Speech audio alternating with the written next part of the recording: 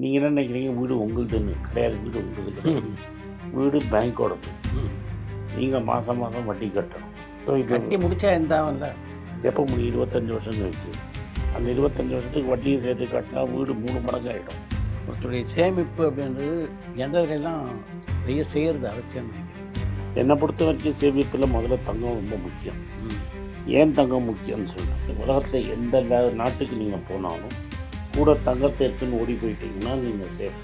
மத்தியதர குடும்பத்தினர் பொறுத்த வரைக்கும் பல பேருடைய கனவு அப்படின்னா ஒரு காரு, ஒரு வீடு. சரியான கனவா தவறான கனவுன்னு என்னோட ஃபீலிங். காருங்கிறது அத்தியாவசியமே கிடையாது. ரைட்டுங்களா? ஒரு மிடில் கிளாஸுக்கு உங்களுக்கு பெட்ரோல் போட்டே கட்டுப்படியாகும். நான் என்ன சொல்கிறேன், நான் மயிலாப்பூரில் 2000 ரூபாய்க்கு ஃப்ளாட்டை வாங்கி 4 வருஷத்துக்கு முன்னாடி, உங்களுக்கு அந்த அம்மாவை தெரிஞ்சு வைஜெயந்தி மாலாவை தெரிஞ்சிருக்கும். வைஜெயந்தி மாலாவோட பையன்கிட்ட 12,000 ரூபாய்க்கு விற்றேன். 6 மடங்குக்கு விற்றேன் 3 வருஷத்தில். ஆனால் அவன் அதை 12,000த்துக்கே திரும்பி விற்று அந்த வீடு நீங்கள் 10,000த்துக்கு இருக்குது. அருமையான வீடு. அதனால் ரியல் எஸ்டேட்டு ஒரு இன்வெஸ்ட்மெண்ட்டு நீங்கள் நினச்சீங்கன்னா ஒரு ஸ்டேஜில் நல்லா இருந்தது, இப்போ நல்லா 2012க்கு முன்னாடி நல்லா இருந்தது. 2012க்கு அப்புறம் எல்லார் கையிலையும் ஒன்று வந்துருச்சு. அண்ட் இன்றைக்கி வந்து சிட்டிக்குள்ளே வந்து ஒரு middle class, upper middle class லெவலில் தாண்டி போயிடுச்சு. இப்போ எப்படின்னு எதனால நான் எக்ஸ்பிளைன் பண்ணுறேன். இப்போ நீங்கள் வெஸ்மாம்பலம் நீங்கள் இருக்கிற ஏரியாவாக இருக்கட்டும், இல்லை நான் இருக்கிற மயிலாப்பூராக இருக்கட்டும், ஒரு 20,000 ஸ்கொயர் ஃபீட் இல்லாமல் புது வீடு வாங்குறதுங்கிறது ரொம்ப கஷ்டம். நல்ல வீடு ஒரு 1,500 ஸ்கொயர் ஃபீட் வாங்கணும்னா 3 கோடி ரூபாய் ஆகிடும். 1000 ஸ்கொயர் ஃபீட் ஓடினா கூட 2-2.5 கோடி ரூபாய் ஆகிடும். 2.5 கோடி உங்கள் கையில் இருக்காது. எங்கள் கையில் 2.5 கோடி இருந்தால் நீங்கள் ஏன் போய் பெஞ்சை தேய்ச்சிருக்கவே மாட்டீங்க. கரெக்டாக? ரைட். நீங்கள் ஒரு 30 லட்ச ரூபா இங்கே அங்கே பொண்டாட்டி நகை, அம்மா நகை, அக்கா நகை எல்லாம் கொண்டு போய் பேங்க்கில் வச்சு எனக்கு திரும்பி காசு கொடுத்து வட்டிக்கு கடன் வாங்கி அந்த வீடை வாங்கி 25 வருஷம் அந்த வீட்டுக்கு கடனை கட்டி 25 வருஷத்துக்குள்ள அந்த ஃப்ளாட்டு பழசாக போயிடும். உங்களுக்கே இருக்க பிடிக்காது. ஸோ ஒரு ஃப்ளாட்டு ஒரு அசட்டுன்னு நீங்கள் நினைக்கிறது ரொம்ப தவறுங்கிறது என்னோடய ஃபீலிங். கையில் வசதியாக பணம் வச்சுருக்கவங்க வாங்கலாமே தவிர, பணம் வச்சவங்க கூட எதுக்கு வாங்குவான்?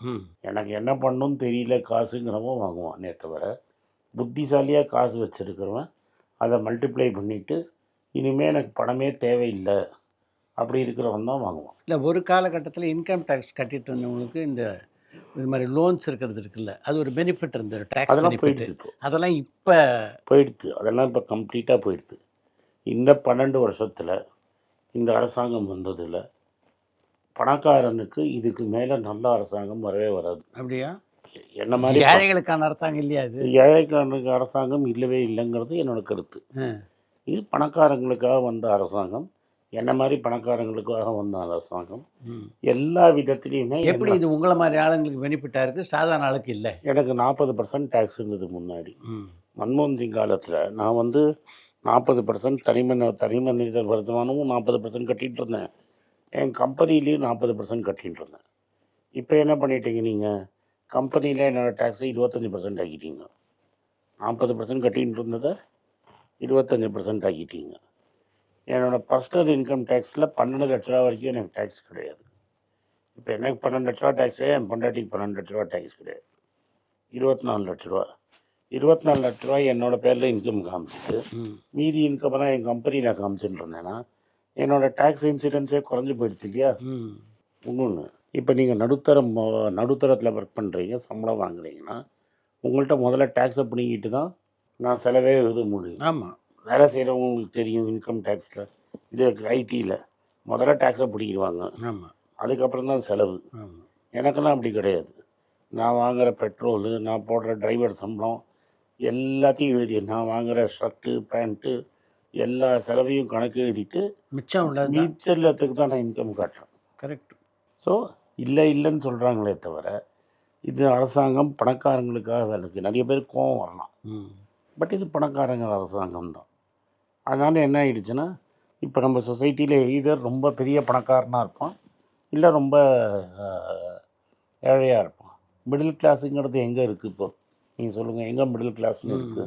எதோ ஒரே பணக்காரனாக இருப்பான், இல்லை ஒரே ஏழையாக இருப்பான். இந்த நிதி பற்றாக்குறையை சமாளிக்கிறதுக்கு எல்லாரும் சொந்தமாக ஒரு தொழில் வச்சுக்கிறது நல்லதுன்னு நினைக்கிறீங்களா? சொந்தமாக எனக்கு பெரிய வருத்தம் என்னென்னா, ம் நான் ஒரு நாளைக்கு வேலைக்கு போனது கிடையாது. ம் ஸோ அதனால் நானாக தொழில் பண்ணது தான். ம் ரொம்ப நாளைக்கு கட்டமும் பட்டிருக்கேன். இது எப்படின்னா, ஒரு வாட்டி நான் வந்து கபாலீஸ்வரர் இல்லை, லஸ்ட்டில் ஒரு ஹனுமான் கோயில் உண்டு. ம் ஏவிஎம் சரவணன் சார் ரெகுலராக அங்கே போவார். ம் அந்த லஸ்ட்டில் ஒரு பழைய ஹனுமான் கோயில் ஒன்று உண்டு. லஸ்ட்டில் புரியுது புரியுது. இதுக்கு கபாலீஸ்வரருக்குலாம் முன்னாடியே ம் திருவள்ளுவர் சிலை பக்கத்தில் ஒரு கோவில் உண்டு. கச்சேரி ரோட்லேருந்து உள்ள ரோட்டில் வரும். ரோட்டில் வரும். ம் அங்கே வந்து ஒரு பிச்சை இந்த பாத்திரத்தை நன்னா தொடச்சி கிடச்சி நாங்கள் காரில் உட்காந்துட்டு இருந்தோம். ம் ஏதோ ஒரு சாமான் வாங்கிறதுக்கு போயிருந்தோம். கொஞ்சம் ஒரு 20 நிமிஷம் நாங்கள் பார்த்தோம். ம் நல்லா பாலிஷ் பண்ணி அந்த பாத்திரத்தை எடுத்து தடவி தொடச்சி அதுக்கு சந்தனம் குங்குமம் தான் பூசி கடைசியில் வச்சு பிச்சை எடுக்க ஆரம்பித்தோம். ம் ஒரு வியாபாரிங்கிற என்ன மாதிரி வியாபாரிக்குன்னா அதுதான் வந்து நிலைமை.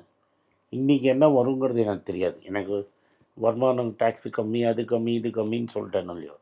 ஆனால் எனக்கு நிரந்தர வருமானம் கிடையாது. ம் எனக்கு இன்றைக்கி வந்து கார்த்தால நான் ஆரம்பிக்கிறச்சேன் முக்கால்வாசி பேருக்கு இன்றைக்கி என்ன சம்பாத்தியங்கிறது அவனுக்கு தெரியும்.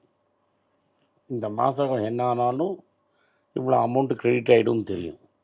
இப்போ உங்களை மாதிரி இருக்கிறவங்க எங்களை மாதிரி இருக்கிறவங்களுக்கு இன்றைக்கி என்ன சம்பளங்கிறது நம்மளுக்கு தெரியாது. உண்மைதான். செலவு உங்களுக்கு தெரியும். ஆமாம் உங்கள் யூடியூப் சேனலில் நீங்கள் என்ன செலவு பண்ண போகிறீங்க, கரெக்ட். எவ்வளோ பண்ண போகிறீங்கிறது உங்களுக்கு தெளிவாக தெரியும். ஆனால் எவ்வளோ சம்பாத்தியம் வரப்போகிறதுன்னு தெரியுமா உங்களுக்கு? தெரியாது. தெரியாது இல்லையா? உண்மைதான். ஸோ வியாபாரங்கிறது அது மாதிரி. இந்த காலத்து பசங்களுக்கு அந்த ரிஸ்க் எடுக்க பிடிக்கல. ம் அண்ட் இன்னொன்று ஒரு இந்த ஃபால்ஸ் சென்ஸ் ஆஃப் ப்ரெஸ்டீஜ் ரொம்ப ஜாஸ்தி ஆகிடுச்சு. ம் அப்பா தொழிலை பசங்க பண்ணுறது இல்லை. இந்த அப்பா தொழிலை பசங்க கரெக்டாக பண்ணாலே லைஃப் பெட்டராக இருக்கும் அப்படின்னு. இன்றைக்கி ஒரு ப்ளம்பராக இருக்கிறவன் ஒரு சாஃப்ட்வேர் இன்ஜினியரோட ஜாஸ்தி சம்பாதிப்பாங்கிறது தான் நிதர்சனமான உண்மை. உண்மை. இதுதான் என்னோடய ஃபீலிங். ம் நீங்களே சொல்லும்போது சொன்னீங்க, நான் பேங்க்கில் பணத்தை போடுறத விட பாண்ட்ஸில் இன்வெஸ்ட் பண்ணுவேன். ஆமாம் ஸோ பேங்க்கை விட பாண்ட்ஸ் தான் சேஃப்னு நினைக்கிறீங்களா இன்வெஸ்ட்மெண்ட்டாக? சார், வாழ்க்கையில் எதுவுமே சேஃப்டிங்கிறது ஒன்றும் கிடையாது. ம் பேங்க்கில் பணம் போட்டால் லாஸ் நிச்சயம். அப்படியா? ஆமாம். ம் ஏன்னு சொல்கிறேன், ம் போன வருஷம் இப்போ இங்கே நம்மளுக்கு முன்னாடி நான் வாங்கிறது இல்லை, எனக்கு தெரியாது. ம் இதுதான் ப்ராப்ளம். பணக்காரனாக இருந்தால் இதுதான் ப்ராப்ளம். வெளியில் என்ன நடக்கிறதுனே நம்மளுக்கு தெரியாது. ஆனால் என் பசங்களை கேட்டு தான் எனக்கு தெரியும். தினம் அவனை நோண்டிகிட்டே இருப்பேன் நான். ம் ஸோ என்கிட்ட சொன்னாங்க ஒருத்தன், போன வருஷம் அரிசி 55 ரூபா இருந்தது சார், ம் இந்த வருஷம் அரிசி 88 ரூபான்னு ம் விலை ஏறி போச்சு சார். அதுமாதிரி சமையல் எண்ணெய் விலை ஏறி போயிடுச்சுங்கண்ணா, பெட்ரோல் விலை ஏறி போச்சு. இப்போ நான் பேங்க்கில் நீங்கள் கொண்டு போய் டெபாசிட் பண்ணேன்னா உங்களுக்கு 5 ரூபா 6 ரூபா வட்டி வரும் 100 ரூபாய்க்கு. ஆமாம், அதிகபட்சம். நான் 1 லட்ச ரூபா போட்டால் 7,000 ரூபா வரும். அம்மையார் அதில் 10% பிடிங்கிடுவாங்க, ம் 6,000 ரூபா கிடைக்கும். நான் 1 லட்ச ரூபாய்க்கு எவ்வளோ கிலோ அரிசி போன வருஷம் வாங்க முடியும்? 1,06,000 ரூபாய்க்கு நான் 6,000 ரூபாய்க்கு எவ்வளோ அரிசி வாங்க முடியும்? 1,06,000 ரூபாய்க்கு நான் வாங்கக்கூடிய அரிசி கம்மியாக இருக்கும். 1 லட்ச ரூபாய்க்கு நான் வாங்கின அரிசி ஜாஸ்தியாக இருக்கும். அதுக்கு பதிலாக நீங்கள் அரிசியாக வாங்கி வீட்டில் வச்சுருந்தாலே நீங்கள் சம்பாதிச்சது ஜாஸ்தியாக இருக்கும். அதனால் ஒரு இது மாதிரி பணக்காரங்களுக்காக நீங்கள் அரசாங்கம் நடத்துறச்ச பேங்க்கில் பணம் வச்சிங்கன்னா நாமினல்னு சொல்லுவோம் நாங்கள், ம் வேல்யூ வந்து கரெக்டாக இருக்கிற மாதிரி இருக்கும். ஆனால் அந்த பணத்தோட பர்ச்சேசிங் பவர் ரொம்ப குறைஞ்சி போயிடும்.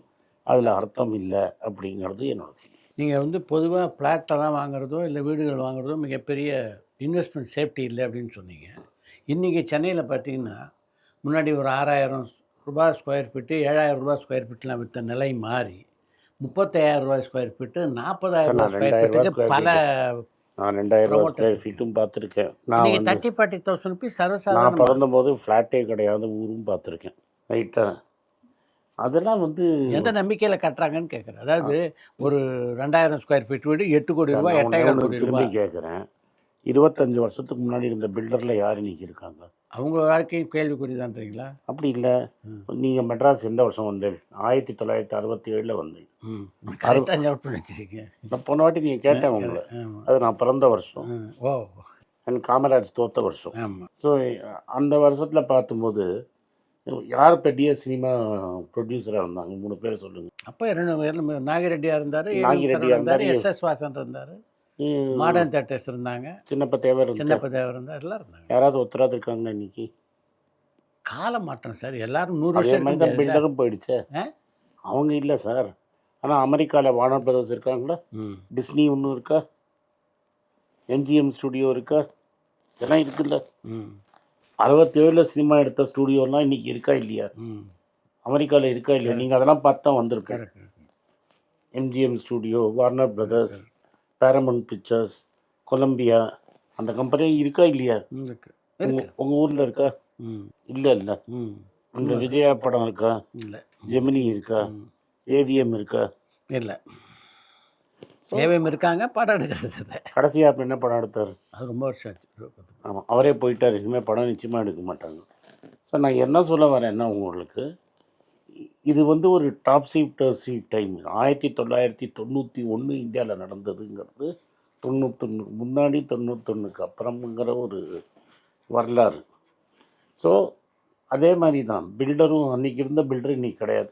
ஸோ பில்டரும் மாறிட்டே இருக்கான். நான் பணம் போட்டு சம்பாதிச்சிடலான்னு பில்டர் போட்டு கட்டுறான். அண்ட் ஒரு காலத்தில் நம்ம ஊரில் என்னென்னா, இந்த பில்டர் பின்னாடி பெரிய பெரிய பில்டர் பின்னாடி பெரிய பெரிய அரசியல்வாதி இருக்கான். அந்த அரசியல்வாதியோட பவர் ஆகிடுச்சுன்னா அந்த பில்டரும் செத்து போயிடும். பங்குச்சந்தையிலும் பார்த்தீங்கன்னா தொடர்ந்து முறைகேடுகள் நடந்துகிட்டே தான். எதில் முறைகேடு? இந்த கோவில்லையே நிறைய. நான் என்ன சொன்னேன், அயோத்தியா கோவில்லையே. இந்த பங்குச்சந்தை வியாபாரன்றது எப்போ ஆக்சுவலாக தொடங்கிச்சு? 500 வருஷமாக இருக்குது. இந்த ஒரு முறைகேடுக்கு இன்னொரு முறைகேடை உதாரணமாக காட்டுறது சரியாக? அப்படி கிடையாது. மனுஷன் உங்களுக்கு பேசிக் பிரின்சிபலை சொல்ல வரேன். மனுஷன் ஒருத்தர் இருந்தால் பேராசைங்க. ஆனால் நீங்கள் சொல்கிற மாதிரி பங்குச்சந்தையை கையாளுங்கிறவர்கள் அதிகபட்சம் ஒரு 10லேருந்து 20% தான் இருப்பாங்க. அப்படிலாம் கூட கிடையாது, 5% கூட. ஆக 95 பேர் வந்து டெய்லி ட்ரேடிங் தான் இருக்காங்க. அது அவங்க எது முறையற்றதோ அதில் அது அவங்க பண்ணுறது.